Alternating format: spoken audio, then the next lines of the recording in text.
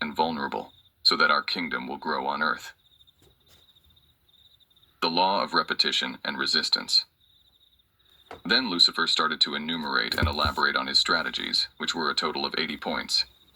The devil disclosed the first strategy that he called vaccine, or the law of repetition and resistance.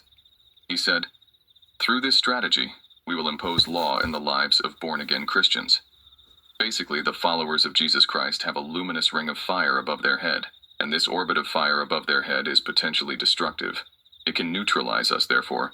I want to underline that you should not come close to Christians as long as their ring of fire is shining and burning.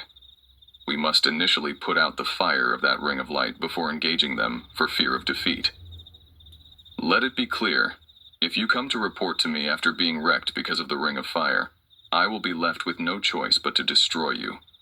Do not come close to Christians as long as their fire is burning and glowing. You must observe and monitor them before taking any action against them. On the other hand, it will be apparent that when these people commit sin, the fiery ring of light will go off. Their light would be put out as a result of sin. It is only that way that they will become vulnerable. In fact, your mission is to get born-again Christians to commit sin in order to turn off the ring of fire and light above their heads. Dear believers, there is a ring of fire above the head of each born-again Christian, which is self-generating electric energy from God. As the scriptures say, "You are the light of the world." A Christian is full of divine and electric energy, and the electricity charges from God are running all over his system. That is why a demon would not come close to a Christian. Then the devil said to the assistants, "You must use the method of surveillance and monitoring. I order you to watch them and their families in order to mount a surveillance system around born-again Christians. Do not do anything against them before mounting a system of surveillance and monitoring, and when they sin, you will notice that their light and fire emanating from the luminous ring and orbit of fire will go off. The moment a born-again Christian commits sin, you will report to me because this is the best time to attack them. On this basis, you have to understand that sin is our gospel, and sin will be our gospel. Sin is the mechanism by which the luminous flame of the believer goes off.